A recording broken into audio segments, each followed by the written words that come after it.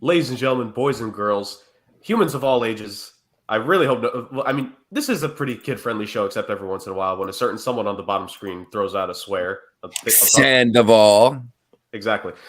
Welcome back to your favorite NFL podcast, Sweeping the Nation. It is your sports agents of chaos, and we're here to cause all the damage, per usual. For the first time in a while, our quartet is back together. It's better together. The family is back, and I'm so happy. As always, serenading us at the very beginning, myself, Iceman Jerg, waxing poetic as per usual. But I'm excited. A special guest in the bottom has returned to us. But first, before we get to him, I got to go through the other two first. Justin, Justin, how are you doing this week, bud? No. Rough. Does it have anything? Is it really the only reason it's rough is because of who is to your technically on my screen to the right? No. It was a rough week in football for me, I think.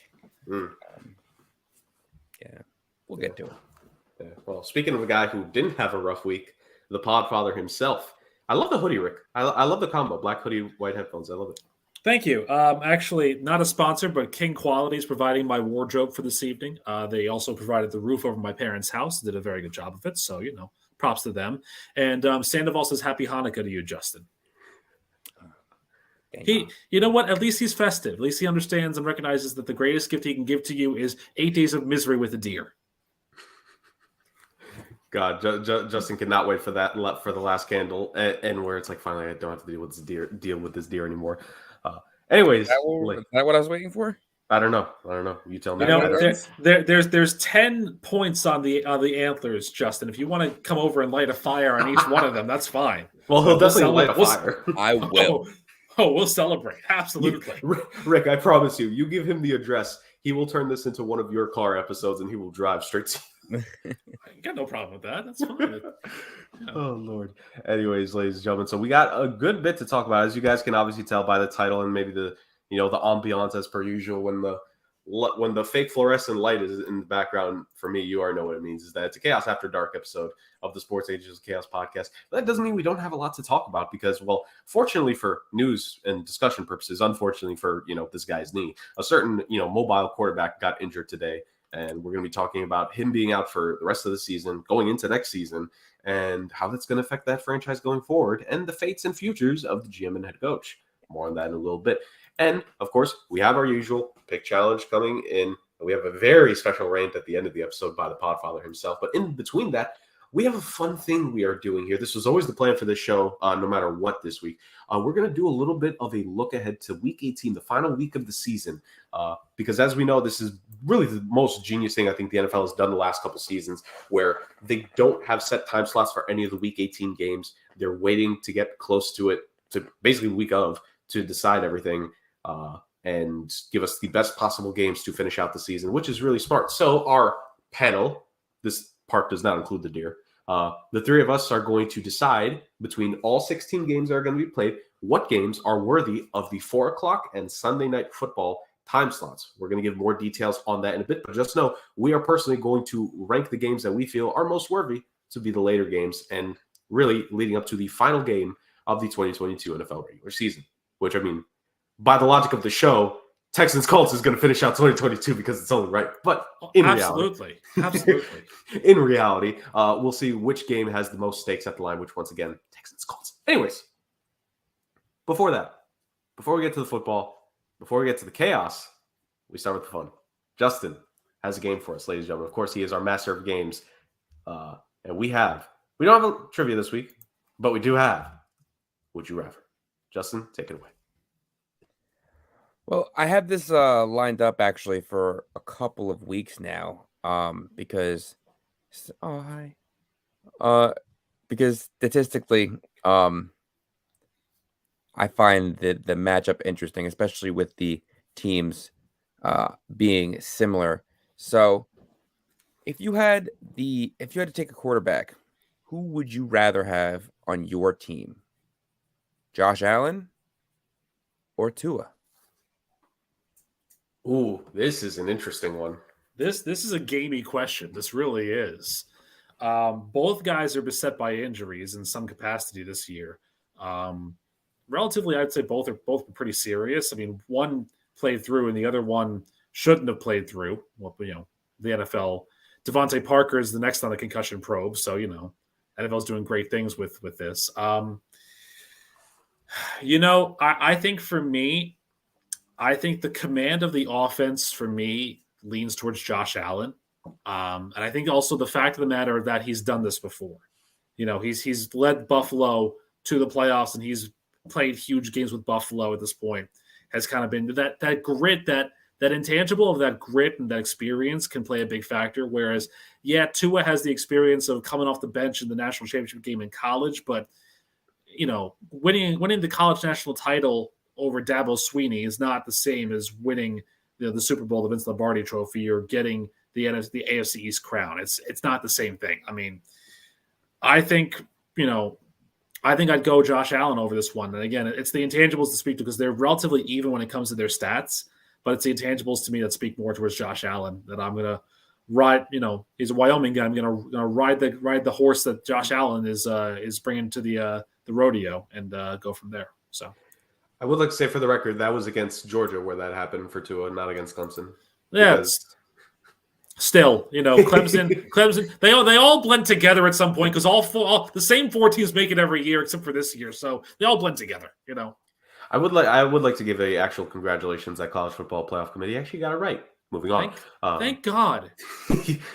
Were you expecting Alabama to get in, Rick? I was fearful of it. I mean, I was thinking they might, but thank God they got it right. Now I want nothing more than to see a TCU Georgia final because Jim Harbaugh can go kick rocks as well. But is Jim Harbaugh the next great feud we're going to get from you? No, I don't do feuds with guys who wear khakis on the sidelines. So yes. Fair enough. All right, myself, I'm with Rick here. I got to go with Josh Allen. He's led this team to the playoffs multiple times. He's led this team to an AFC Championship game. Balled out last season against Patrick Mahomes. I think on an individual, like if we're talking about individuals who have a chip on their shoulder, I can't think of too many guys in this league with bigger chips on their shoulder than Josh Allen. Because no matter what we want to think, no matter because there was the joke when the Bills lost in overtime earlier this season, like the Bills believe, and Josh Allen, I'm sure if you ask him, believes that if they had one more shot last year, they could have extended their season and could have gone further.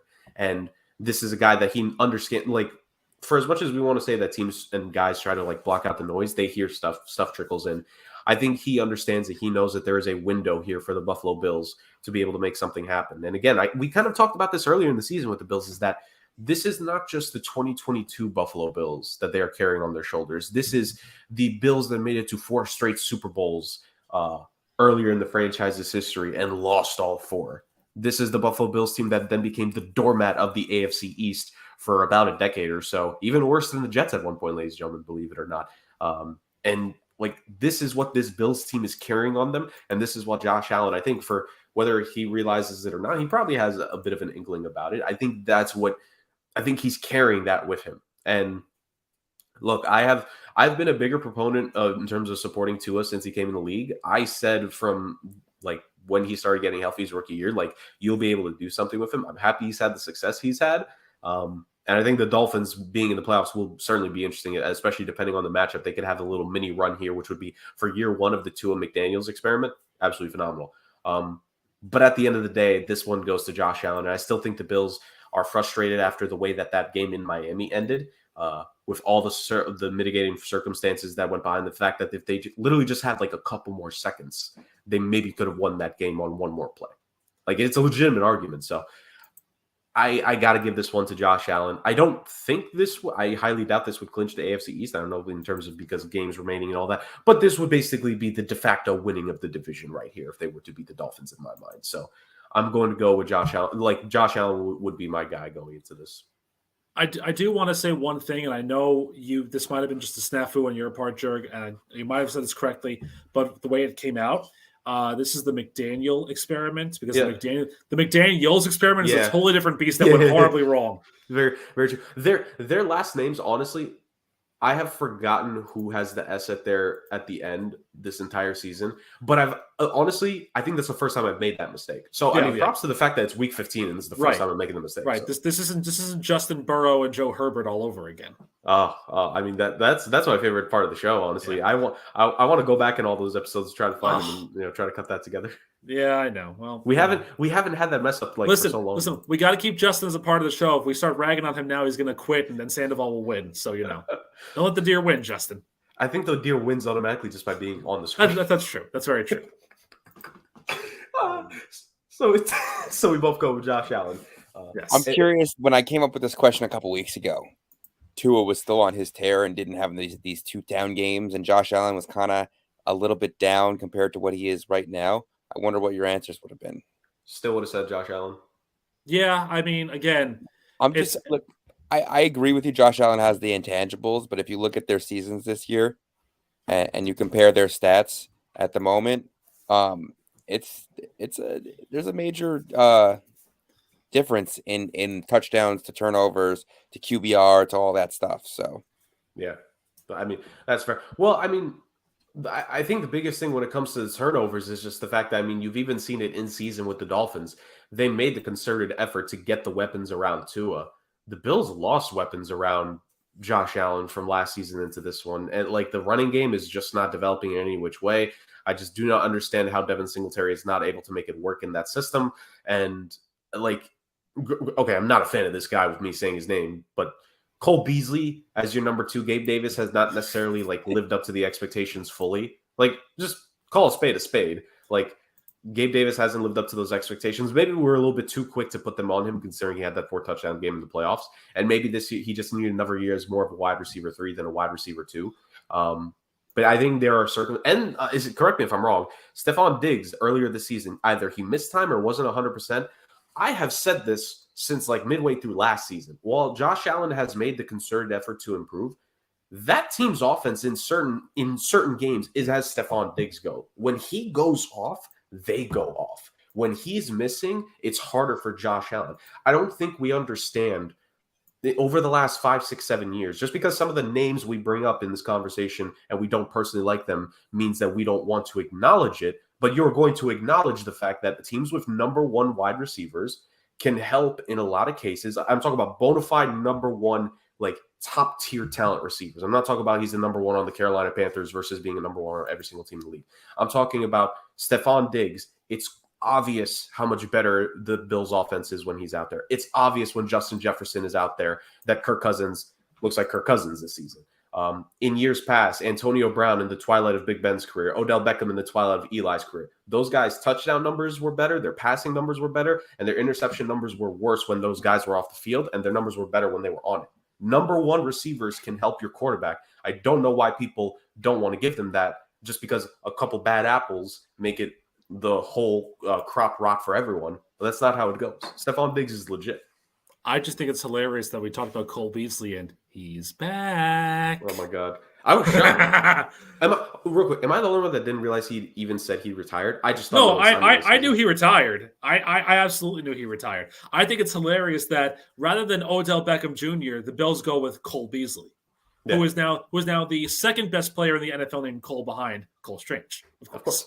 It's upsetting actually because we all know why Odell's all of a sudden visiting all these teams, and then all of a sudden nobody wants to sign him. So because he's a flight risk. Everyone knows that. Yeah, that too. Yes. He's probably not going to play until like February. So sure, fine. Yeah, I think that could be a discussion for the offseason. But for discussions now, thank you, by the way, Justin, for the games. That's the only game we have this week, ladies and gentlemen. But we will have more next week. Don't you fret. It's going to be celebrating. It's going to be, is it New Year's Eve the next time we record? Or close to it? Well, next week is Christmas Eve on Saturday. And then the following week is New Year's Eve. Yeah. So I'm not going to lie. I completely forgot about Christmas Eve. But regardless. That's, whatever. We move on, ladies and gentlemen. Because as I mentioned, a quarterback got hurt. And we got to discuss it. Kyler Murray went down in what was the third play of the game against the New England Patriots, in a game that the Patriots comfortably won, showing once again that Colt McCoy, you are not a starting quarterback in this league. It ended a long time ago. Then again, we kind of already knew that. But in all seriousness, Kyler Murray tears his ACL out for the season. You feel for the kid. It has not been a good season in Arizona. They're just not the same team that they were last season when they were absolutely lighting the NFL on fire, when Kyler Murray was like a legitimate MVP candidate for the first half of last season. I stress, first half of last season. But now it has just all completely fallen apart for him, for the Arizona Cardinals. It's not been fun times for that team.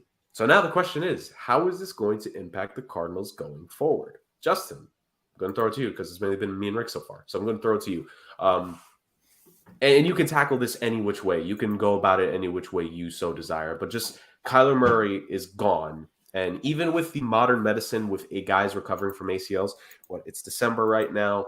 Next season starts. Maybe there's an outside shot he'd be ready for the start of the year, but I don't think that's plausible. So I'm presenting this to you, assuming, let's say he misses the first 4 to 6 weeks of next season as well. How is this going to impact the Cardinals and what their offseason could potentially look like? Well, it's not like it was an issue with the offensive line, which, I mean, they've had their offensive line issues here and there, but I think they've kind of just had this nagging injury bug that's gotten them all season. It wasn't an injury, but they were out DeAndre Hopkins the first 6 games. By the time he got back, Marquise Brown was out for an extended period of time. And now Marquise is back, and they were finally supposed to have everyone together. Zach Ertz goes down, and then now they're going to lose Kyler for the year. So it's kind of just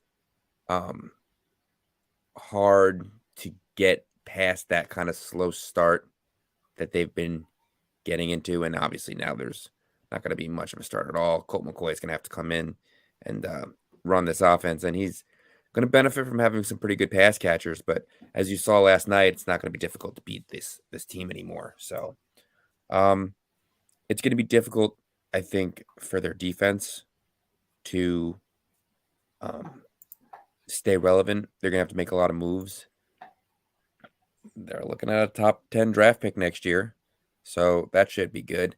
And I think it's early enough in the season where medical technology has made it so that Kyler should be probably ready for the beginning of next year. He may miss some time in training camp, which nobody really loves, but I mean, the regular season's not going to start till September, so he's got a full 10 months to make it back, which is not unheard of.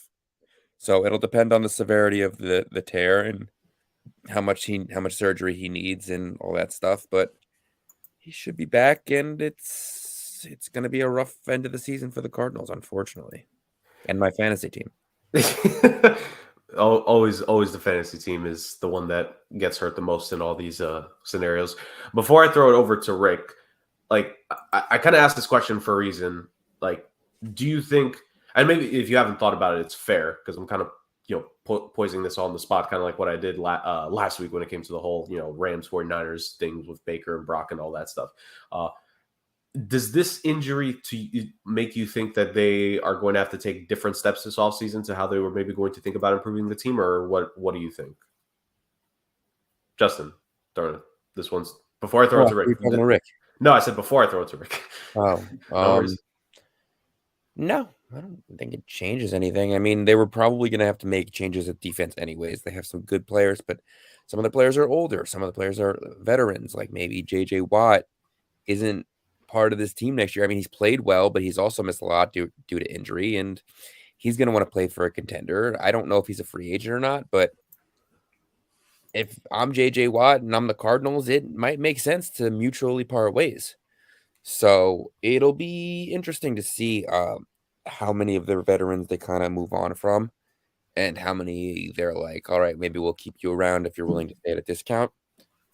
But I don't think it necessarily changes anything. I mean, there's going to have to be changes in the offseason, but that's not due to Kyler Murray's injury. That's due to how they played before Kyler got hurt, because it's not like they were lighting the world on fire like they were the year before. I think that everything that happened this season has been kind of a disappointment, and you kind of almost expected it from the way they collapsed the season before. But I think that they thought that maybe by this point in the season, they would have figured it out, especially with the big trade for another receiver in Hollywood Brown and James Conner being healthy coming into the year, they thought, hey, we have a shot to really do something offensively, and we have good veteran players on defense. Now it's kind of like, all right, let's trim the fat where we can. I don't think we could take on any bloated veteran contracts, and let's try and build the right way. And if it doesn't work out, or if the offseason doesn't go right, I think maybe you are looking at a GM and or coaching change. And that's the perfect segue to the Podfather himself. We were actually talking about it earlier today, Rick, before news of the torn ACL actually broke and was made official. So maybe, did we know something all along? No, not at all. But I mean, we've been saying this for like the last couple of weeks, ever since our coaching hot seat episode, by the way, ladies and gentlemen. Go back and watch that. And by the way, just to bring context to the whole hot start thing, Cardinals in the first 12 games from last season, 10-2 start. Ever since then, 5-14, including that shellacking the Rams gave them on the way to the Super Bowl in last year's playoffs. Rick, to say the very least, and I stress to say, like, this is the most bare minimum thing I could say, it's been bad in Arizona. And, you know, nine, like Justin pointed out, 9 to 10 months is a very long time here for Kyler, and maybe he will be healthy to the start of next season. You can speak to the injury itself, any impact that might have, but, you know, Rick, things change in 9 to 10 months. And will Kyler Murray be walking into a whole different situation next season? Oh yeah, absolutely, he will. No question about it. Look. I mean, you talked about how bad they've been since they were 10-2 start. So let's talk about this season. Since October 2nd, when they beat Carolina by 10, they've gone 2-7 this year. And Justin's right; it's not solely the offense. The Cardinals have the second worst point differential in the NFC. They are a -71. The only team that's worse than them is the Rams at -78 in the NFC. The Colts and the Texans, no surprise, are the worst in the AFC. So this has been a total team disaster, and that's probably why you're going to see a big change from the coach and the GM, which I predicted now on this podcast twice, I think, in our NFC West preview and our coaching hot seat show as well. So clearly I have it out for Cliff Kingsbury, which makes sense because my therapist told me I had schadenfreude, which is the pleasure of, seeing other people in pain. So Cliff Kingsbury's, misfortune is my gain, I guess. So look, Kyler Murray's he's signed a $230.5 million contract in the offseason to stay with Arizona, basically. So he's going to come back, and his weapons might be different on the offensive side of the ball. But, I think the biggest thing is, where do they go in that first round? And this is a team that right now is projected to have the 6th pick in the 2023 draft.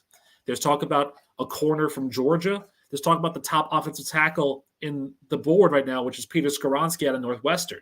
And so I think, if I'm Arizona, I got to settle the coach and the GM situation, because you can't say we're going to run it back, because you're not running really anything back. First of all, you cut Andy Isabella, which is a big mistake. You didn't have DeAndre Hopkins for 6 weeks, and then when he came back, you didn't have Hollywood Brown for however much of it is. So you're trying to get some people in here, but your core on offense is going to be fine. Your defense, is going to get younger, because if J.J. Watt's gone, you might draft a D end or might pick up somebody in free agency, but I don't see Cliff Kingsbury sticking around. I don't see their GM sticking around, and I think it's all the better for the Arizona franchise. They need a fresh start at the top, and it's also irony that Steve Wilkes is doing so well right now, because he could have been in Arizona still.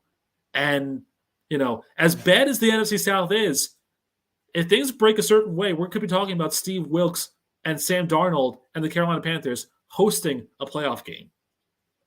It's disgusting to think about that, but at the same time, oh, what a difference as the world turns, my friends. What a difference it makes. So, indeed. And, you mentioned the power structure there. Steve Keim, the general manager, he's been general manager. I actually had to look this up just to make sure, because I felt like he's been GM for a while. He's been the general manager since 2013. I feel like rare is it in today's NFL that a guy gets that long of a time to be able to, run a team in this way. At least to without success. Especially without achieving anything. Aside from, he was if the timeline matches, he was there for their NFC Championship game appearance when they got just dog walked by Cam Newton and the Panthers. Well, if it makes you feel any better, he was with the Cardinals. He's been only with the Cardinals in his entire NFL career since 1999 when he started as a scout. So he's worked his way up the rankings. So there's some, loyalty to a guy who's stayed with the one franchise, and I get that, but at the same time, like it's and yeah, he's been signed to a contract extension through 2027. I'll tell you something. If I'm Arizona, I don't want him past 2023 at this rate. This team is awful, and were it not for the fact that they were playing Denver this week, I'd say this team will probably lose every game the rest of the way this season. But that Arizona-Denver game, I don't know. And they're gonna lose on offense because New England scored a touchdown yesterday. You think that Denver's defense won't?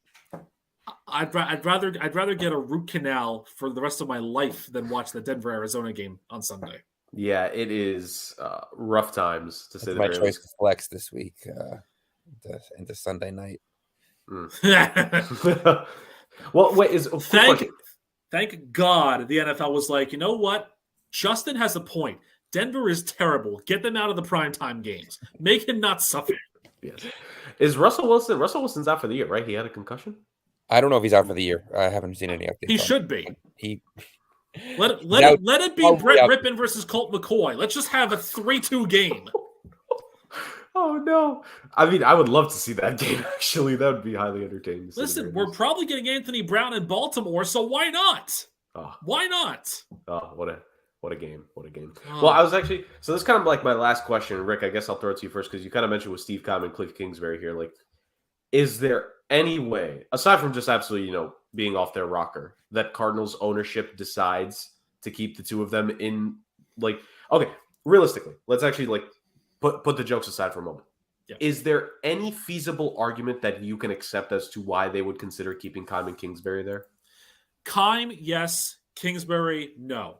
Again, I think it goes down to loyalty, and it goes down to the fact that Steve Keim has kind of worked his way from the ground floor really to become somebody that the Cardinals ownership, the Bidwell family, respects in some capacity. I mean, again, this is a guy who in 2018 had an extreme DUI in Chandler, was suspended for 5 weeks and fined $200K by the Cardinals, and he's still their GM. So, if Captain Morgan can't get him out of that seat, I don't think anything can. But Cliff Kingsbury, yeah, I think the bloom has worn off that rose considerably because of just how bad it's been, and there's no real answers. I mean, look at it like this. Were it not for the fact that they had a gift of a touchdown in week 2 in overtime because Hunter Renfrow couldn't hold on to a ball, you're talking about a team who might have 3 wins, maybe 2. Yeah. This could be a team that, were it not for that, would probably be challenging the Texans for the number 1 overall pick. That's not the way that this team thought this season was going to go. Well, me specifically, I had them as the number 2 seed in the NFC. So, what do I know? Oh, I mean, you set them up for failure. That's the thing. Of course I did. I'm the kiss of death. What don't you understand? To be fair, context matters. Rick set up all these teams to lose. Because remember, what was it? You had 3 of the 4 division winners all losing in the wild card round. Yes, but Detroit and Washington are doing okay enough that there's an article out saying the one team you don't want to play in the playoffs is the Detroit Lions.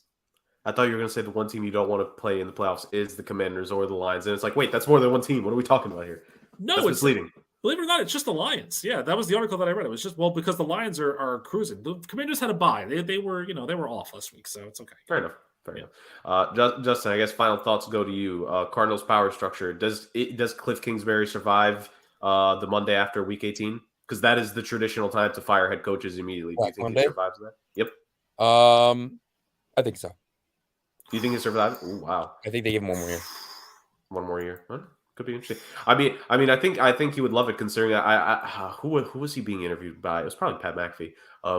That he was kind of like overbought his house in Arizona. So I mean, for his sake, he better hope that they keep him 1 more year because you're going to need those NFL checks to keep that house in Arizona, Chief. I think they keep the whole show going for 1 more year. I think if you're firing one, you have to fire the other at this point. Yeah. Well, this is not to extend the conversation. I just want to point this out that if hypothetically, if Rick's scenario plays out where Cliff Kingsbury is fired, but they keep Steve Keim. So again, back in 2013, he became like the general manager. Bruce Arians was the head coach then. And then you had Steve Wilkes, then Cliff Kingsbury. He'd be on his fourth head coach. Again, you want to talk about a GM that's had a lifetime with that team? That you go through four head coaches in your time as a general manager.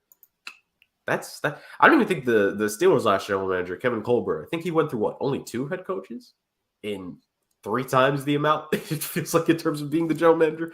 That is absolutely wild, at least. But I mean, it just goes to show the difference between the Pittsburgh Steelers and the difference between the Arizona Cardinals. And one of those teams won the Super Bowl when they fought. Give you a guess which one did.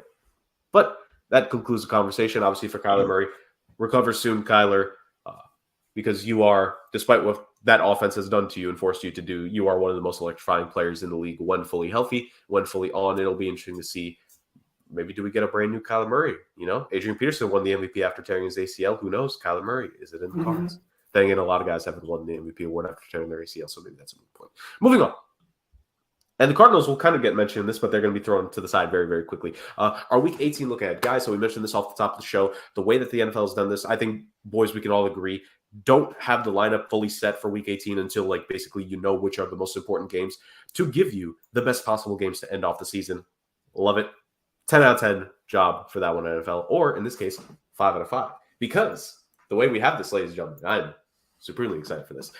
We have all the games in front of us here. We're going to go through each of these games. We're not going to deep dive it. No, not all of them. Some games are just going to be quick and move on.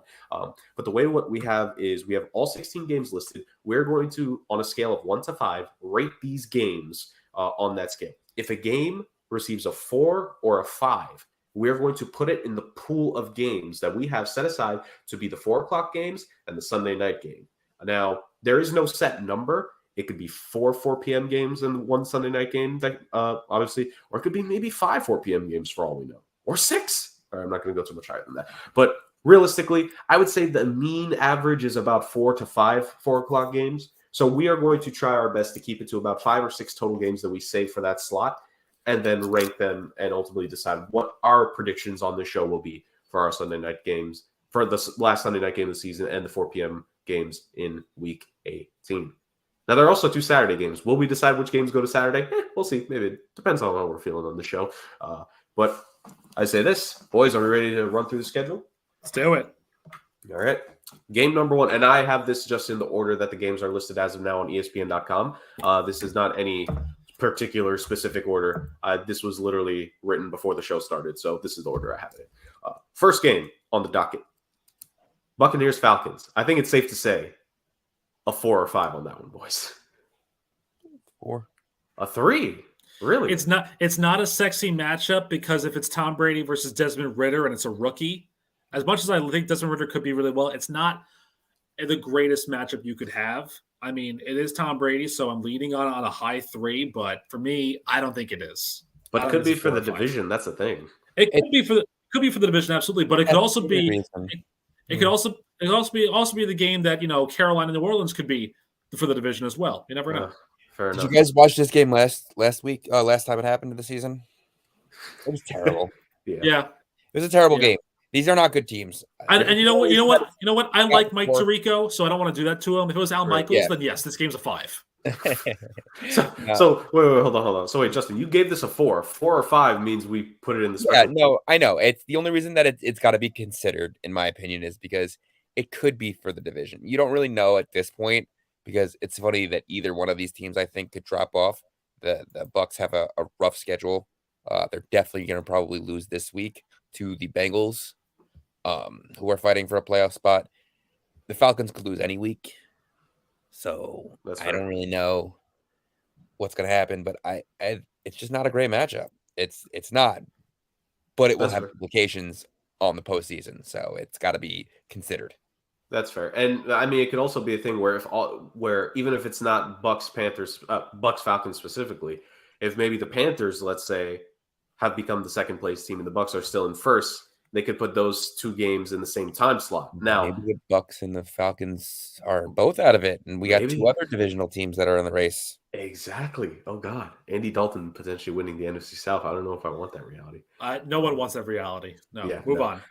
Real quick for me, because we do have to put these games in a pool. I am actually going to give it a 4 because You expect me to believe the NFL's not going to put Tom Brady in the 4 p.m. slot at minimum? You're wilding. So give me a 4 for that one. So that game moves on to the pool that we have. Yeah. Patriots-Bills, next game. What do we think, boys? 2?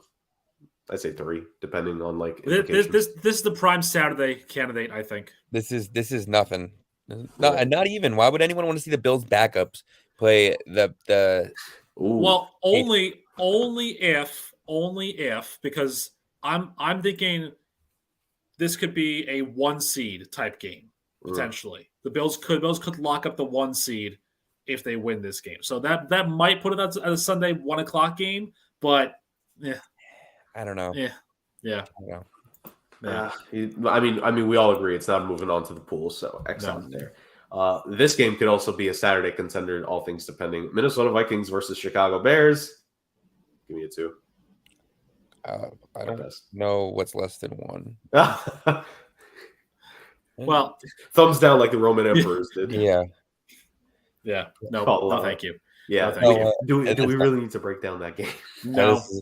This is a locked in number 2 seed. The division's already over. The Bears have nothing to play for. They are going to hope they don't get the number 1 seed, I guess. I don't know. This is not a game that I think they expect them to do. Yeah, that's fair. Moving on, a game that I think for all intents and purposes we can finally agree is a 5, Ravens-Bengals. That's it. That's the game. Yeah. That's got to be Sunday night. I have it as a 4. I will lean for a 5 if Lamar Jackson plays. Because the Lamar Jackson-Joe Burrow matchup is a lot better than a Tyler Huntley or Anthony Brown matchup versus Joe Burrow. How dare you disrespect Tyler Huntley? I guess. I mean, there's other games on here that I think could be. This is I think my number 1 choice, but as it stands right now, I don't know. It's tough. Fair enough. I mean, we could all agree it's moving on to the pool. That for certain. I'm a tough grader, Justin. What do you want from me? I don't want to be in your class. He is the Russian judge, after all. It was the French one that screwed the Olympics in 02, not the Russian one. Come on, get it right. Yeah. All right. Saturday game potential here: Chargers-Broncos.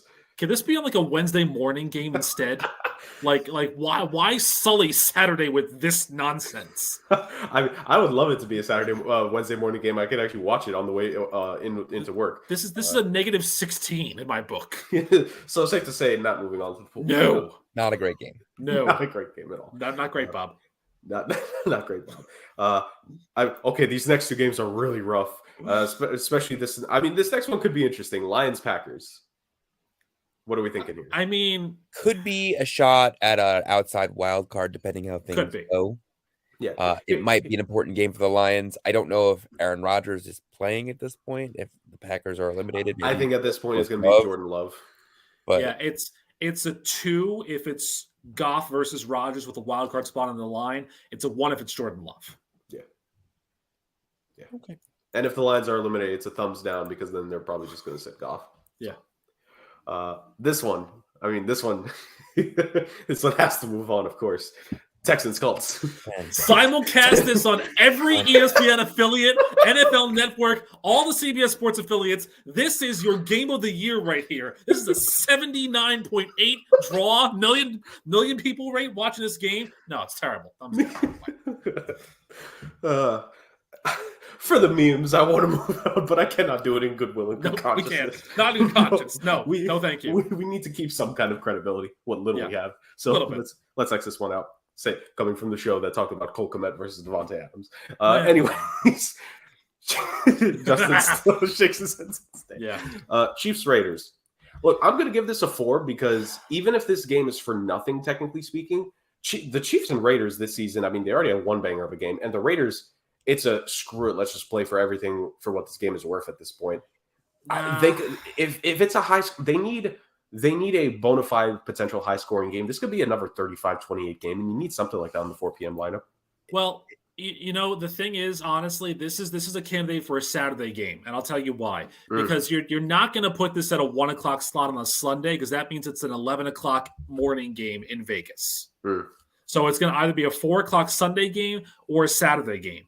I think it's going to be a Saturday game. So I'm putting this at a 1 for me. This is not because of the timing. This is not going to work out.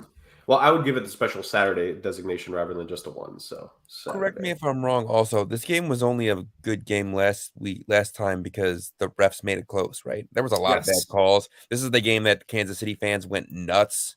Oh yeah, the Chris Yes. Jones, Yes. roughing the passer. That wasn't Yes. roughing the passer. Yeah, and the Raiders aren't, Absolutely. and the Raiders are somehow worse than they were at that point. So Absolutely. Which is kind of they've hard to fallen imagine. lower than they have ever been. So I'm gonna Absolutely. say I'm not gonna. Rick could be right. I could see this being a Saturday game, for only the fact that the Raiders have big playmakers and the Chiefs will probably be still fighting for seeding. Yeah. Other than that, I don't see anything. That's fair. In the cha-cha slide, when they say how low can you go, the Raiders and the Broncos, they took that personally this season. That for certain. Yeah. All right, Sounds this game could be interesting. Well, obviously, Jets Dolphins. What are we ranking this one? I'll go 4. I'll try not to be biased. I'm gonna say 4-2. This is one of those games that we think could be for a playoff slot / playoff seeding, but it's really gonna depend on how these teams shake out. I mean, listen, it could be one team's in the playoff and they have the same record at this point because the Dolphins are a good team, but they have a little bit of a tougher schedule. The Jets should realistically win 2 or 3 of the next 4 games. But yeah, it's gonna be interesting. I'm curious to see how both of these teams shake out over the next couple weeks. Yeah, Right. I think that this is really the one that could fluctuate the most because of how, as Justin said, each team does over the next couple of weeks. I mean, this could fall down to a 2 because the Miami could already sew up a bid and the Jets could be out of it, or it could be that the Sunday night game because of both teams are fighting for that last playoff spot. Yeah, fair point. Yeah, I'm with you guys. And as a non-Jets fan, I'll round out the trio of this. I'll give it a 4. Like you guys said, I think best case scenario, this game could be playoff implications / seeding implications for both teams. Whereas worst case scenario, and this is the real worst case scenario, the Dolphins have clinched, the Jets are out, and then we'll get the return of Zach Wilson versus Skylar Thompson for a dual in Miami. So Yeah, no one wants that. No one wants that. Are you sure No about one wants that? I'm positive. I kind of No want one to wants see that. it. Only the mothers that love Zach Wilson will want that. I mean, that's a lot of them. Anyways, Yeah, moving on. This game, again, it could fluctuate like the other NFC South matchup, but even if this game was for the division, I don't want to see this game. You could slot this in the 1 o'clock hour for all I care. Panthers Saints. Yeah, it is not a sexy matchup at all because the Saints are just not very good this year. It's a 2 for me. Yeah, I give it a 1. I don't want to see this game. I cannot in good conscience put Andy Dalton in a 4 p.m. game for the rest of the season. I just can't. Yeah. Justin, I assume same thing? Yeah, it's a no for me, dog. No, fair enough. he rounded out with dog. Okay. Yep. This game could be interesting depending on what the situation is in terms of clinching. Although one of these teams has put themselves on a very good path in terms of clinching something. The Giants versus the Eagles. No, I don't. The Giants have really fallen off the map in the last few weeks, and that's really hurt their case. If the Giants were playing like they were in the first half when they were 7-1, this could be a lot more of an interesting game. But for me, this is not interesting. This would really be the cherry on top if the Eagles go 16-1, and that might be the only reason you could possibly put it in a 4 o'clock slot. But it's going to be a 1 o'clock game on a Sunday. This is a 1 for me. Even then, I could honestly see the Eagles sitting their guys if they've clinched the top seed. I don't think there's any reason to waste their time if they have that top spot clinched. Jesus Christ! If the Eagles clinch the number 1 seed, and the Giants actually have an outside shot at a playoff game, this might be a 4 o'clock game. That could be something to consider if the Giants. I mean, so this is the thing. This is the tricky part of everything. We're kind of trying to project, and I will say this. I didn't say this on the front end. We can go back once we've gone through all 16 games, and if we feel that maybe we should change one of the ratings from a 3 to a 4 or something like that, we can do that. Maybe this game will do that. I mean, I know I said 1. I'll probably bump it up to a 3 then because this is an outside shot game. This is probably going to be a filler for a 4 o'clock, but I wouldn't put this on Sunday night. Yeah, to me they need a 4 o'clock filler, and this could be that game. I mean, it could also technically be the Saturday game, like the other Saturday game. So you never know about that. But yeah, I'll give this a 4. I'll give this a 4. So we can move it on to the pool. So we have 4 games in the pool so far. 4 games to recap. It's Bucks Falcons because we are going to assume best case for that game, and that's for the division. We have Ravens Bengals, we have Jets Dolphins, and we have Giants Eagles. Chiefs Raiders is one of our 2 Saturday games, ladies and gentlemen. Yeah. So, this game, I think we can all guarantee this game ain't moving on anyway. Steelers Browns. Yeah, no, 1:00 game for sure. Absolutely. Yeah. Cards 49ers. Saturday potential, Mhm. Sunday 4:00 if only timing. But Saturday potential because again, 49ers have an outside shot as well, possibly sewing up the division in the next few weeks. So, Rick, I apologize, but I didn't think Browns Steelers just needed any time. no, it didn't. It didn't at all. At all. I think if the 49ers win this week, they do clinch the division. Okay.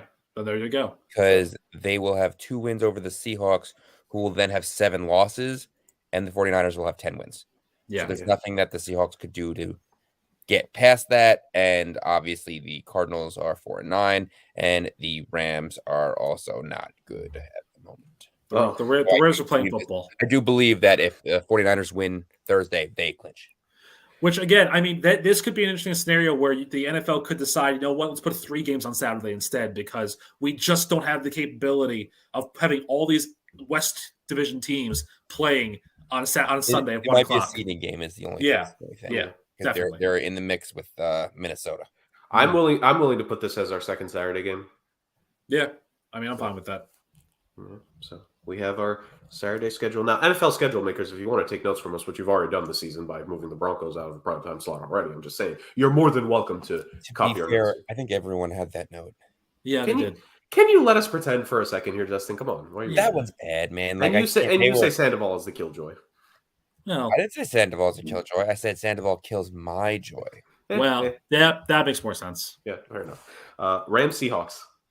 Again, timing and time zones wise, this is a 4:00 game potential, but this is going to be a 4:00 game that no one's going to watch. This is the perfect game for a Fox or CBS crew that's brand new to football. Like give like okay.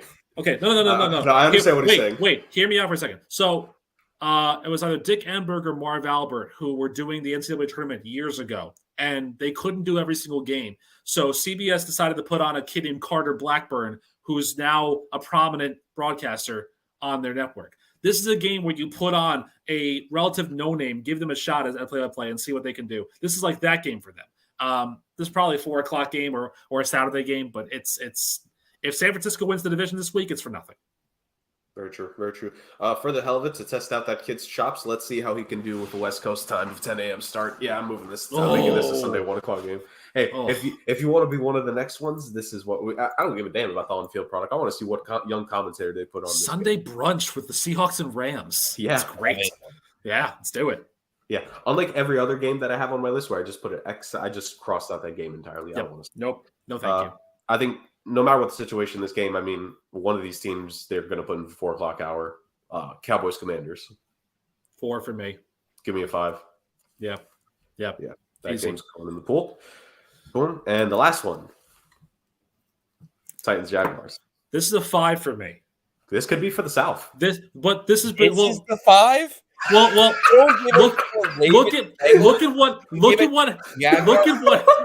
look at what happened. Okay, so here's the thing. I'm putting my TV producer hat on here. Look at last week's game where the Jaguars absolutely flattened the Titans. Then look at last year when the Colts had a 1 o'clock game against the Jaguars with nothing to play for, and the Jaguars took the Colts out of contention and out of the playoff race. Could this be happening 2 years in a row? The story writes itself. It really does. This is a grand opportunity for high drama in one of the worst divisions in football. Absolutely, give me a 5. Put it up against the Oscars for all I care. This game might outdraw the Oscars. Yeah, absolutely. Oh my God. Justin, what do you rank this game? I'd give it a 4. Okay. Look, I think that there is an outside chance that this game has some sort of relevance. If not for maybe the Titans lose this week, I do think that the Jaguars will lose this week to the Cowboys. They do have an outside shot at winning their last 3 games, including this one, and really making a run at their division. But they're going to need help, and that help would need to be the Titans probably losing at least 2 of their next 3 games. Which they could do. Very possible. Again, they play the Chargers this week. They play the Texans the week after. Then and the Cowboys. But they have the Cowboys. Cowboys. Which, I mean, we don't know how the Eagles are going to finish. So depending on the Eagles, maybe is the NFC East still somehow on the line at that point. And you know what, too? Even the Texans game. I mean, the Texans proved last week that if you don't show up against them, they can run with you. So, I mean, it's a divisional game. There's bragging rights on it. It's a possibility. Also, earlier this season, the Titans only beat the Texans 17-10. This is not a Titans team that in any way, shape, or form that I have any. To be fair, I think Malik Willis was actually starting that game for the Titans. I could be wrong. There's still to run track meets. They do pole vaulting, Fair enough. Or the steeplechase. Fair enough. But yeah, those are the last 4 games. The last 4 games, like this is the interesting part. It's Cowboys, Jaguars. It's Jaguars, Jets. It's Jaguars, Texans, and then it's Titans, Jaguars. Realistically, the Jags need to just win 2 out of their next 3, and the Titans could lose 2 out of their next 3. Both very possible. And then we have an 8-win Titan team going up against a 7-win Jaguar team. And the division record, right now the Jags are 2-2, so you give them another division win. The Titans, they would get a division win, so they'd be 4-1. But then the Jaguars they'd have the head-to-head matchup. They'd have the head-to-head, yeah. That's what I'm saying. That's why this game would ultimately decide it. I'm with Rick for the hell of it. I would give this game a 5. I want to see this game in the time slot. Jurgen, the last time you followed me, you had the Commanders winning the NFC East. So I don't know why you're doing it again. I'm not proud of that, but I don't know why you're doing it again. We have to do something, and I'm kind of spiteful because one of these teams cost me points this past week. That's the Titans, of course. All right. So to recap, the following games are going to be in our pool right now for our 4:00/Sunday night football game selections: Bucks Falcons, Ravens Bengals, Jets Dolphins, Giants Eagles, Cowboys Commanders, Titans Jags. Our 2 Saturday games: 49ers Cardinals and Chiefs Raiders, and potentially, if we're going to be nice, we could put Seahawks Rams in there as well. Although I don't care about being nice. So. Yeah. All right. So those are our 6 games, gentlemen. We have 1 Sunday night game. And we have 5 4 p.m. games to choose here. How do we want to go about this? Do you guys want to just select the Sunday night game here, or do you guys want to divvy it through? Well, let's actually just go in the order we have in terms of the games here from our original list. So Bucks Falcons, 4 p.m. slot. That should not be the Sunday night game. I don't think so. I don't think it's a Sunday night game. I mean, again, if it falls in the same way that this is for the South. You're talking about 2 teams that are going to finish under 500. One's going to win the division, one's not. Right. So it's not a trendy game for me. I don't think so. I agree. Definitely. The only way that this game is one of the primetime games is if literally everything else is already taken care of. Going to 18. Yeah. That's fair. Yeah. All right. Well, we're kind of assuming in some of these situations. That's why it's a fun way to look ahead. Yeah. So Bucks Falcons 4 p.m. game. We can hold on this game for now. We can wait to go through all these. But Ravens Bengals, do we want to put that as the Sunday night game for now? I would. I mean, assuming they're healthy and both teams can do what we think they're going to do, and that's be close to running the table. I mean, maybe each team has 1 win coming back. I could see that happening. The Bengals have a rough schedule coming down the stretch, but the Ravens have an easier schedule. Yeah. Both teams 9-4. It's going to be interesting. Yeah. I agree. I agree with it. I mean, they're both 9-4. The Bengals schedule, the last 2 games are rough. The Ravens have 3 easy ones, and then at the beginning of the year, the Ravens did beat the Bengals, so they have the tiebreaker over them if it needs to be. But I guess, like Justin said, if everyone's healthy, this is no question the Sunday night game. But that's the question: will everyone be healthy? Well, also division record-wise, my bad, Rick, but right now the Ravens are 3-0 and the Bengals are 2-3. Now this could change in a couple weeks' time, but right now, the Ravens have the significant advantage over the Bengals at this present juncture. But again, that's where it's really going to come down to. If you're Baltimore, can you get everybody healthy in time? Because if you're facing Cleveland and Pittsburgh, and your starting quarterback is Anthony Brown, or if Tyler Huntley's okay, even with Tyler Huntley, it's not ideal. So those could be trip ups that they could have, and Cincinnati could too. They could run the table. They could win against Tampa and New England, and then go into Buffalo with something already on the line. I mean, they might be playing for a top 2 seed at that point. So who knows? Fair enough. Jets Dolphins in the 4 p.m. Yeah, 4 p.m. game only because it's probably not going to be for the division. It might be for a wild card. It's probably for seeding for the Dolphins at that rate. But yeah, it's probably just a 4 p.m. game for me. Yeah. The thing is, I think yeah, Miami's going to lose this week. Buffalo will all but clinch the division. And the Jets should win against a albeit hot Detroit team coming into MetLife Stadium. So that would put them at the same record, which would give the Jets the flip. They would have the tiebreaker over Miami. And both teams have a fairly similar schedule in which they probably should win most of the games. There's one or two that wouldn't be surprising if they dropped, and then they play each other. Yeah. So the positive thing too with this is that this is of the 6 games too. Of the 6 games that we have remaining, I would say this is arguably maybe top 2 or 3 in terms of rivalry games remaining. It's a rivalry game. Yeah. And it could be, it might not just be seeding. It might be a knockout game. This could be the last spot in the AFC, depending on how things shake out. I mean, clearly the Chargers have the tiebreaker over both the Jets and the Dolphins now. Yep. The Cincinnati Bengals have the tiebreaker over both the Jets and the Dolphins and are currently in a wild card spot as well. Mm-hmm. If things shake out and the Chargers seem to be getting hot, the Cincinnati Bengals seem to be getting hot, there's only one seed left. There's only one spot left. This could be for the spot. It might not be just seeding. So a rivalry game for the last spot could be high potential and a high caliber game for the NFL. I think the only thing that would negate that is that it's a wild card spot. If you have this game versus a divisional game, like where it's winner go home, I think the winner go home for the division crown might mean something more. But for the Jets, this is also breaking a 12-year playoff, schneid. They haven't been in the playoffs since 2010. So there's that story too. Yeah, there could potentially be a lot on the line. And again, these are predictions. These are best guesses. At the end of the day, it all comes down to how is this actually going to play out. For all we know, the Ravens could lose the next 3. The Bengals could win the next 3, and the Bengals clinch the division. Then that game will just be a 1 p.m. game. We're going to see a major thing on Saturday in which they do play the Browns, who, as much as we like to make fun of them, and should be favored going in. Their defense has been rough, and their offense has been rough, and this is a team that can hold you down at least. So it'll be interesting to see what the Browns do this Saturday.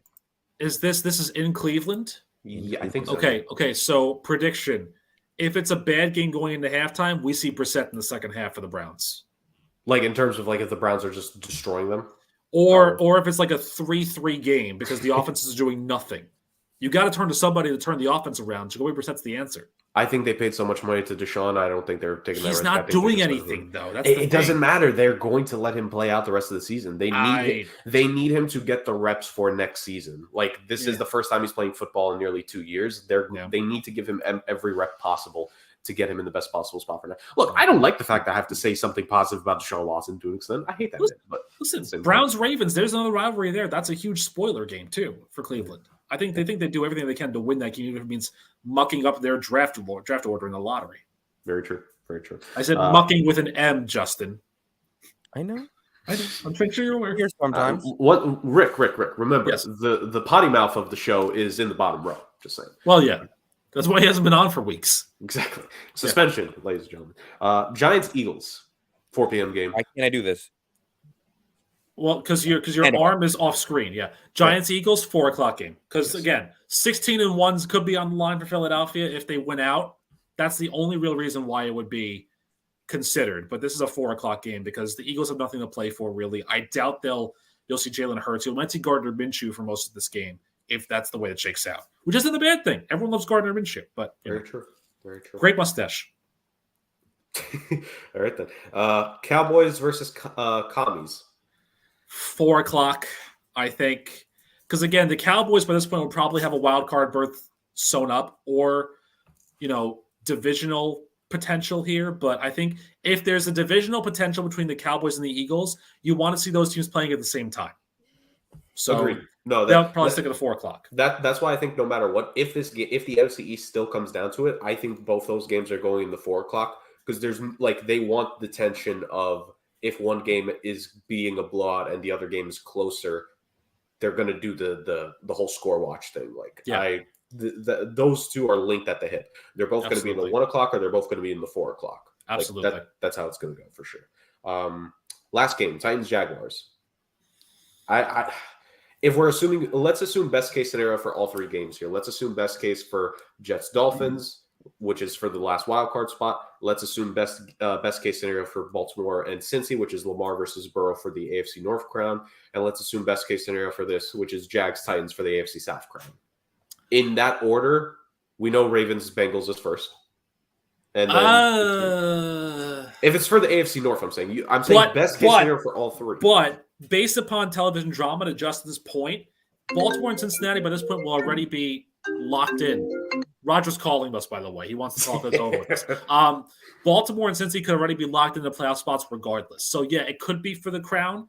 But I think the higher drama of win or go home puts the Jets, Dolphins, and the Titans, Jaguars higher up in the order. Mm-hmm. By no means, if those two other games fall flat, then Baltimore Cincy's your number one. But I think in terms of TV drama, you're looking at Jets Dolphins or looking at this game Titans Jaguars as your prime Sunday night fixture. I think. Who would have thought the last Sunday night football game of the season going in could be Titans Jaguars? Hey, it's not Broncos. We're all happy because of it. I mean, it was never going to be Broncos. No, never. Could have predicted that from the start. Justin, Titans Jaguars 4 p.m. I think so. Yeah. All right. You know what?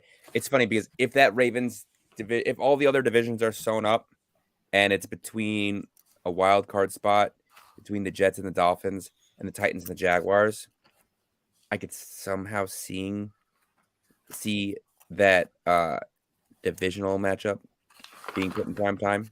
Mm-hmm. What I would think it would be, I would think Miami, New York would draw a bigger market than Tennessee and Jacksonville. But it's not going to be for a division. So I don't know. I think even if that game was for the division, I don't think the NFL will allow itself to put Jacksonville, Tennessee as the last game of the regular season. I just don't think Jacksonville's a hot team. Well, people love Jacksonville. It's not just for the sake of being Jacksonville. Listen, Trevor Lawrence has turned Evan Ingram into a star down there. I mean, the guy which is an accomplishment. It is. The guy had 2 touchdown catches and caught 11 passes. That was more than Christian Kirk and every other receiver that was there combined, basically, almost. So, Evan Ingram could get an actual payday this offseason because he only signed a 1-year deal. I think he stays with Jacksonville, but that's neither here nor there. Interesting. I think I'm so mean because I want this team to sign him. You want to know who I think would overpay for Ingram? The Titans. The Broncos. Well, they lost Noah Fant. They need a tight end, so it makes sense. There you go. Yeah. There you go. And their new owner owns Walmart, so of course they got a lot of money to shell out. So why not? Indeed. All right, that's our Sunday night game and 4 p.m. start games for Week 18 of the season. How wrong are we going to be? Are we going to be 0-6 by the time the actual Week 18 rolls around? Probably. I think we got one of them. You think so? We have to. Yeah. Absolutely. If we're being real here, I think we could actually have potentially gotten 3 of them. I think we could. I think in it really depends on the NFC East. I think if that division is still somehow up for grabs in Week 18, I think we nailed it. I think both those games are going in the 4 p.m. hour for sure. So that's going to be that. I think I can say we nailed 3 out of the 6. I'd be pretty confident of that. All right, moving on, ladies and gentlemen, as we have chaos in the background, which is. It's kind of apropos for the show, Sports Agents of Chaos. So since someone failed to mute themselves, I will mute it for him. Let's move on. The best part of the show, the Sports Agents of Chaos Pick Challenge. People who are well-versed in the show knows how this goes, but for a reminder for the new viewers, or if you have checked out the last couple of weeks, which I know we have been losing ratings without Sandoval here recently, so I know the ratings are going to skyrocket back up. But in reality, the way the pick challenge goes, 4-1, 4-point game, our most confident game, 1-point game, our least confident game. We almost pick at least one upset. We are allowed to pick a tie But you must use that with your first pick, where your 4-pointer would then become a 5-pointer. If you go perfect on the week, you get a +1 for that, and you also get a gold star. But we don't physically give that to whoever gets the perfect week, so gold star to them through our hearts. And the remaining games go to the beautiful deer in the bottom right of my screen. I'm assuming it's the bottom right of other people's screens as well. With how that goes, I think I said every single rule that needs to be said. Yeah, I think so. Well, then you must, if I didn't already say it, the upset pick cannot be your 1-pointer. It has to be at minimum your 2. So there we go. Before we get to this week's picks, of course, our record keeper extraordinaire, Podfather Rick, has to update us. Justin, welcome back to first place. 85 points. Jurg, your premonition, or as the words of Matt Hardy, your premonition was correct last week, where you stuck in the 80-point range. You only won one game last week, so your 81 went to 84. Yeah. It's a bit rough. I knew I wasn't going into the 90s. Like, come on. That's true. So I'm at 59, which means that if I get a perfect week this week, I'm in the 70s, which means that I'm right there. I'm right behind y'all pretty quickly, pretty close in the hand. And Sandoval, for not showing up this week, he gets an automatic 5-point demerit. No, he's actually at 48 still because he didn't win the game last week. He's 0-2 when picking head-to-head against me, which is ironic because I'm picking the games for him anyways, but regardless, neither here nor there. 4 points from me. I'm going to make it short and sweet. Give me Pat Mahomes and give me Kansas City over Houston. It makes the most sense. It's the easiest game. I had so much fun picking against Houston last week. Dallas almost, decided to muck everything up with an M. Again, Justin. So, I'm going with Kansas City this week.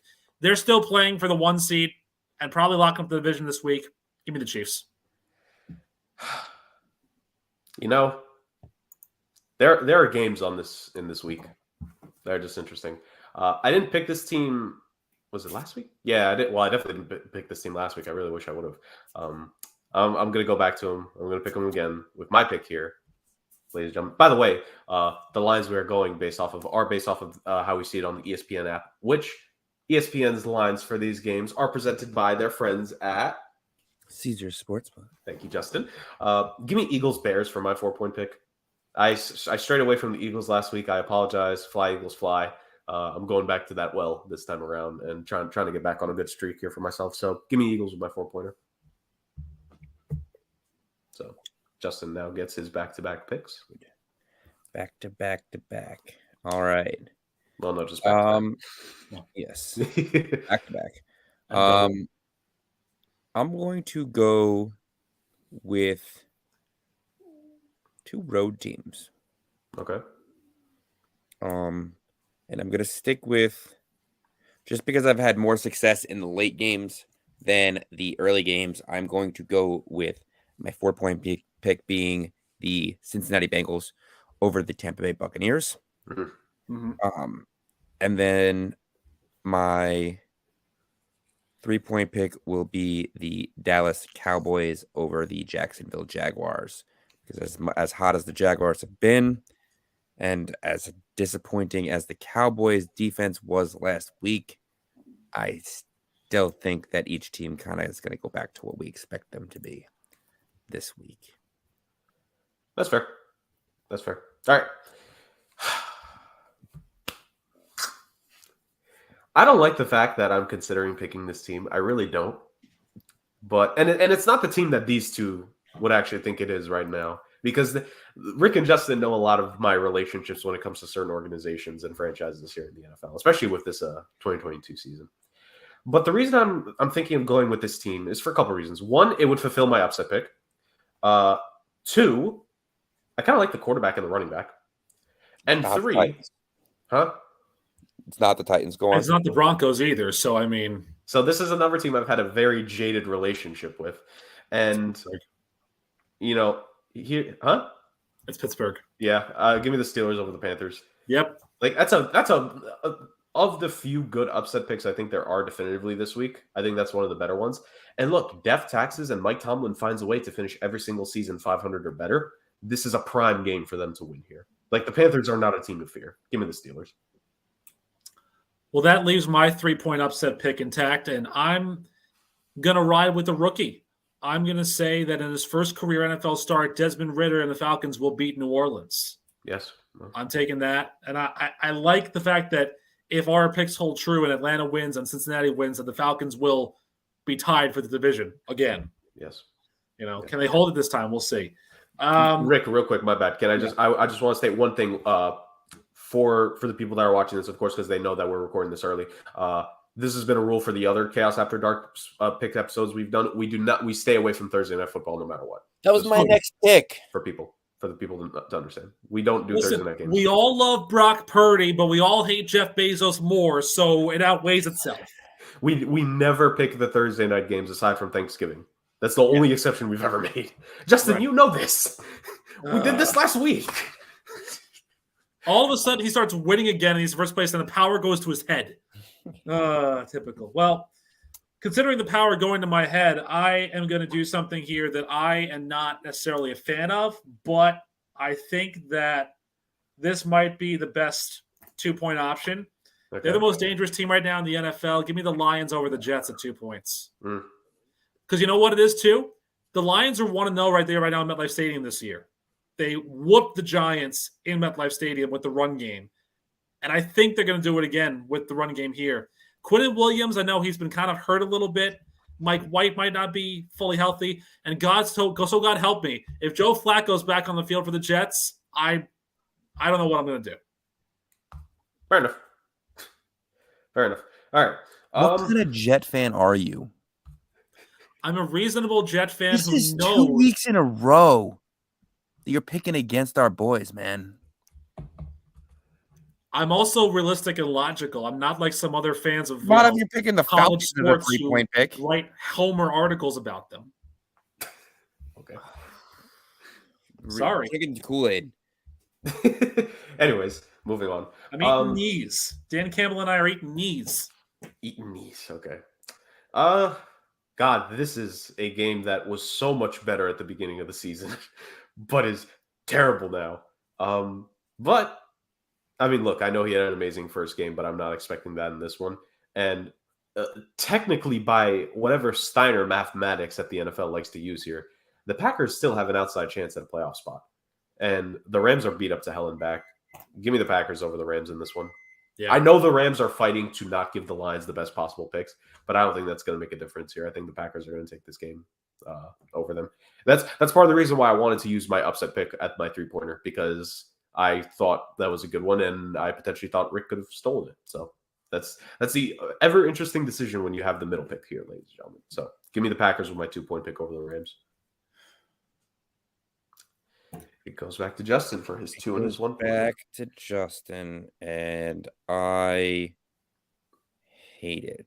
I was going to say, and I am still upset about not getting to pick 49ers Seahawks, even though we have to. No, I have to pick it up to that game right now anyways.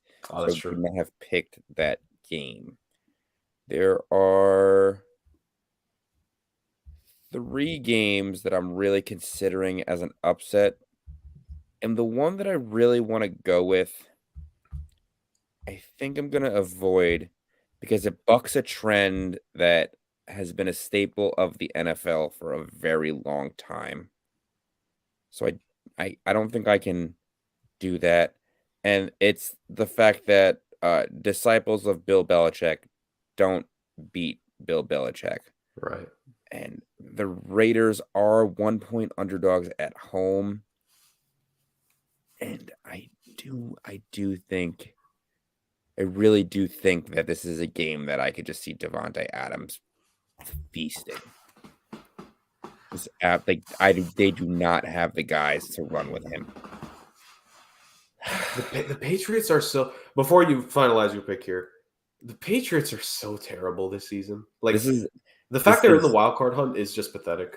They're bad because their offense isn't great, and the Raiders' defense is good. They should get after Mac Jones, whatever. Their Patriots defense is very good. This is the time of year where Bill Belichick wins games. He just does. I don't know how. He just shits out a win out of nowhere every time. I don't have a quarter. I'll put it in the swear jar. Well, no, it's $1 now because you keep doing it in consecutive weeks. Oh, okay.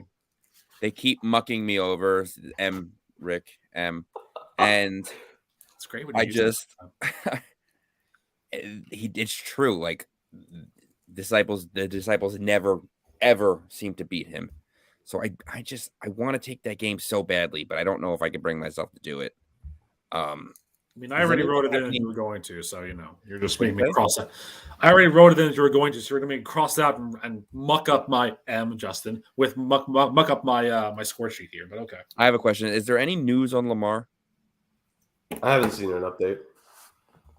Just personally, I have not seen an update. Here's the update from an hour ago. No, but J.K. Dobbins is back. Unfortunately, Rashad Bateman's out for the rest of the season. I'm saying this is something I'm saying 2 hours ago. Lamar Jackson remains out of practice. Tyler Huntley officially limited. Yeah, he's in concussion protocol still. So it's Anthony Brown, unless they want to bring back Kyle Bowler. All right, I guess then I'll have to ride with the Ravens anyways. They were my reluctant upset last week, and it worked out. So I'm gonna stick with it. You're welcome for that assist, by the way, because I know I convinced you to pick Ravens. I had no choice. I had two upset games that I liked last week, and I helped you there. I didn't get either of them. And to be fair, both of them were wrong. So, yeah. So Justin, your 1 point game. Ravens over the Browns. Oh, I did that already. 1 point game. I confused myself. That's okay. I just said it. My 1 point game is going to be the Chargers over the Titans. That's a good one. I wanted to take the spite pick so bad. Yeah, well, I picked against him for my 1 point game last week, so let him screw me again. Hey, Jerg, this is what happens with the middle pick. You get screwed both ways. Very true. Very true. Oh, my God. I mean, you bring up a good point with the whole disciples thing, Justin. But dang, if I don't want, like, that game is so tempting to pick. Just this Patriots team is so weird.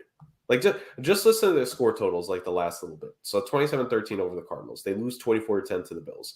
They lose 33-26 to the Vikings. They beat the Jets 10-3 on a punt return. They beat the Colts 26-3. I think that was the last game of the Frank Reich era, right? The 26-3 Patriots game. Was that yes? Yeah, and then they beat the Jets 22-17, and the Bears beat the brakes off them 33-14. This Patriots team is so freaking weird. I don't like Mac Jones. I think I made it clear on the podcast. I don't like Mac Jones. Like I'm just trying to like take inventory of everything here because there's been a time or two where I've just like skipped a game and I'm like, I wish I would have gone back to it, but I don't see a game where if I skip it here, I'm like beating myself up.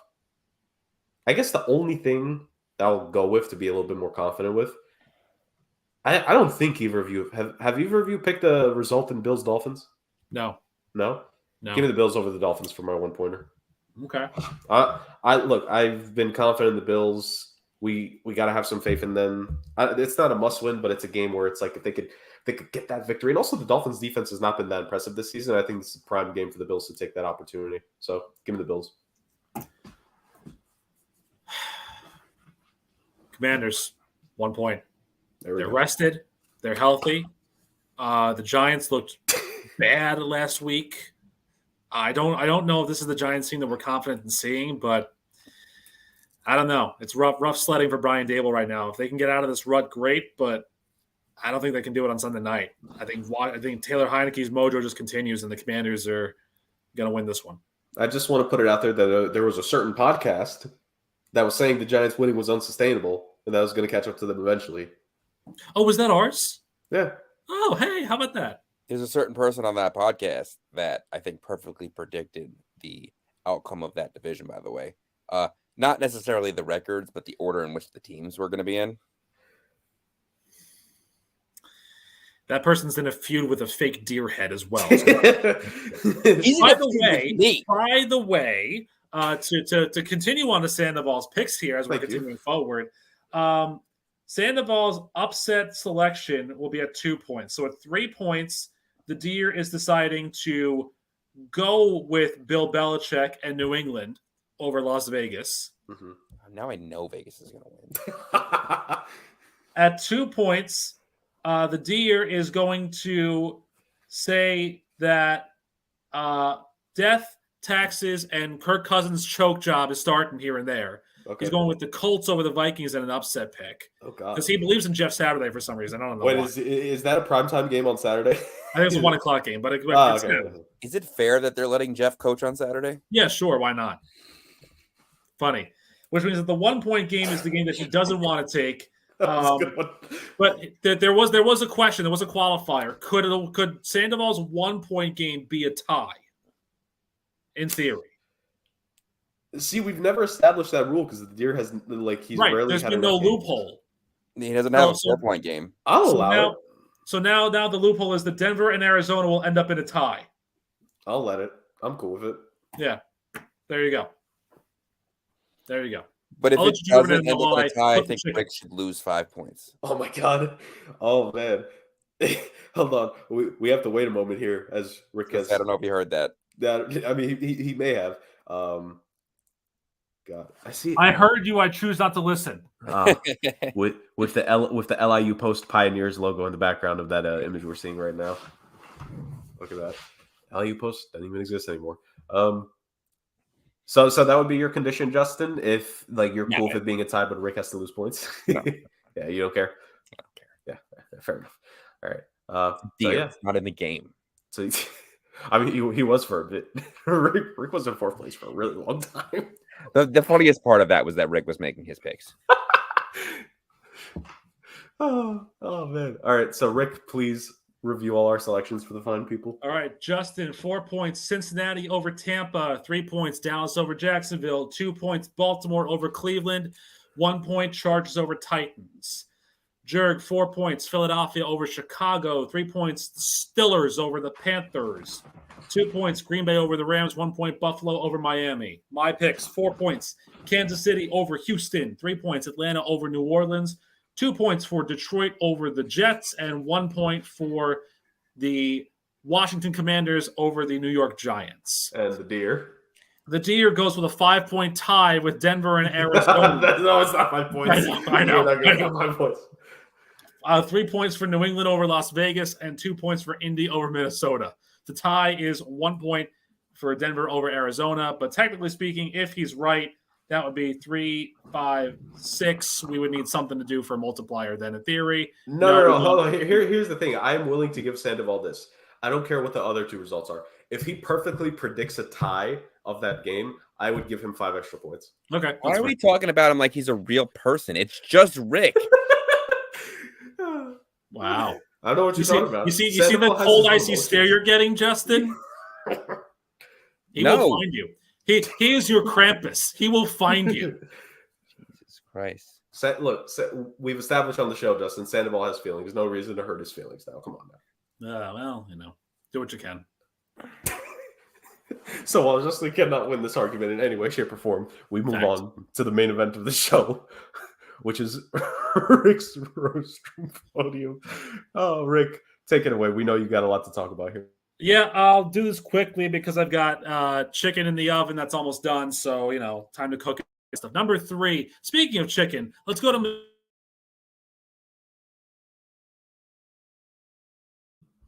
Rick, hold on. You killed out for the people don't know what number 3 was. I said chicken, and then the computer just stopped. It's hungry. 3 points. So my number 3 rant this week. Let's go to Missouri. KFC customer shot an employee this week at the drive-thru at 6:30 p.m. Now, in years past, we've seen some chicken restaurants have lost business because they've run out of chicken, or they've run out of Coke, or they've run out of et cetera, et cetera.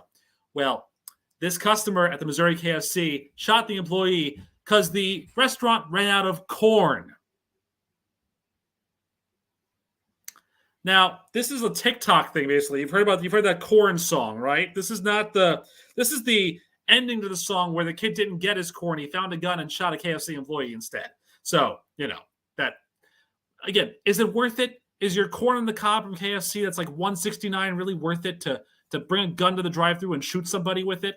I don't really know for sure. I disagree with that. Number 2, let's go to hockey. Let's go to the Czech Republic. And in the Czech Republic, if you heard about this story, there's a team that had an unfortunate few incidents where their teammates got ill, and so they needed to find a reserve player to step in and join them. That would be the team owner, who is none other than 50-year-old Jaromír Jágr. And you know what's funny about this? It's been probably how long? Years since he's played hockey full-time? 15 minutes of ice time, the guy registers 2 assists. So clearly, Jaromír Jágr's still got it. Still got what? I don't know, but he's still got it. Good for you, Jaromír Jágr. Way to go. But the rest of the Czech Republic, get your health together, please. We don't need to see any more of this ever again. And now on to number 1. As I'm sure you've heard, the NBA has decided to rename some of its trophies and awards for its respected players. The Pantheon of Greats includes Michael Jordan, who is now adorning the NBA Most Valuable Player Award, which I think is fair. Hakeem Olajuwon's name is on the Defensive Player of the Year Award, also very fair. Wilt Chamberlain's on the Rookie of the Year Award. That's a bit of a diss, but, he's dead, so he's not going to get angry about it. John Havlicek, the 6th Man of the Year Award, very good. I like it. It seems okay. Why not? They've also created a new award, which seems like the new woke standard award. The guy who was named after, Jerry West, absolutely deserves an honor. I mean, he is the guy who's on the NBA logo, fine. It's called the Clutch Player of the Year Award because it's for, I guess, the most established in the postseason or whatever. What does the Clutch NBA Player of the Year Award even mean? Best for his teammates for coming through in the clutch. So give it to a trainer for, getting your guys healthy, I guess. But this just leads to a very slippery slope because we have the opportunity now to name awards and name terrible things after terrible people, like the Ime Udoka Lover of Women Award is a good one, I think. The Stephon Marbury Biggest Bust in the Draft Award, which could go to Dorko Milicic or Kwame Brown, one of the two potentially. It could even be something even worse than that. Like, how about the Executive of the Year Award? Let's name it after Donald Sterling. Give him the Executive of the Year Award instead. Like, what are we doing, NBA? Why are we naming awards now? Oh, and here's the fun part. These awards start retroactively. So Nikola Jokic, who won last year's MVP, you now get this brand new trophy for an award you won last year, which is now with Michael Jordan on it, which is now this year's MVP award that you're getting for last year's success and prominence. It's like when you give a promotion to a business employee for the work they did last year and they start to tank. Or business employee, Ryan Fitzpatrick. Maybe that's how it's kind of like. You gave him a big contract for doing what he did last year, and the year after, he was terrible. Much like Duncan. Duncan is terrible. Much like Adam Rank. Adam Rank is terrible. And please, soccer gods, for the love of God, we're recording this on Tuesday. If it's an Argentina-France World Cup final, I will throw a Christmas tree out of a moving car. Give me Morocco in the final. Give the world Morocco in the final. We deserve it. And we had a really hard year. We deserve something good in our lives. Not you, Duncan. You're awful still.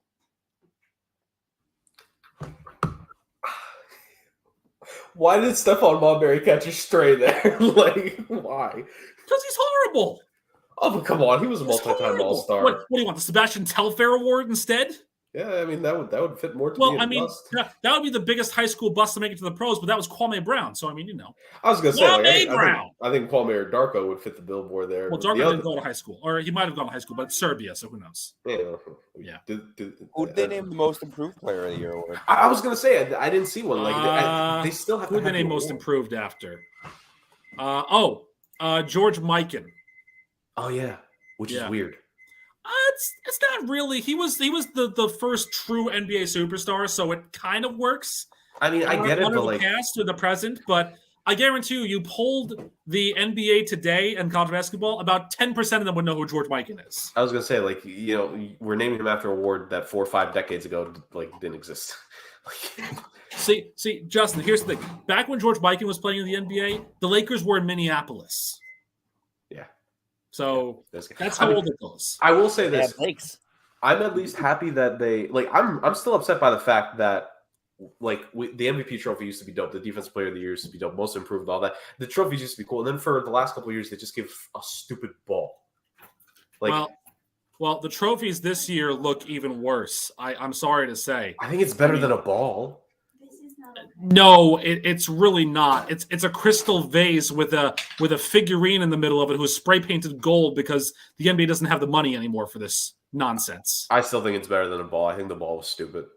And by the way, you're giving celebrities crystal. These celebrities have kids. They will just destroy the crystal vase. You know that's going to happen. Oh yeah. All of a sudden, we're going to see Riley Curry at 9 years old just dropping the vase in a temper tantrum because Steph wouldn't let her go out with her friends for a birthday party.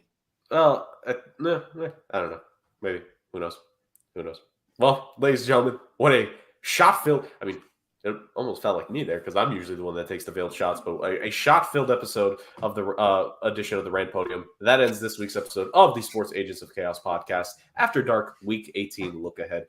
Fun episode. How right are our predictions in a couple weeks' time? Who knows? Kyler get better. Will our picks go well? You'll find out next week. And F Taxes, and according to Rick, Duncan, you still suck. So, there goes that. Thank you all so much for joining us on the Sports Angels of Chaos podcast, where the tagline is, we love to have fun, we love to talk football, and we love to cause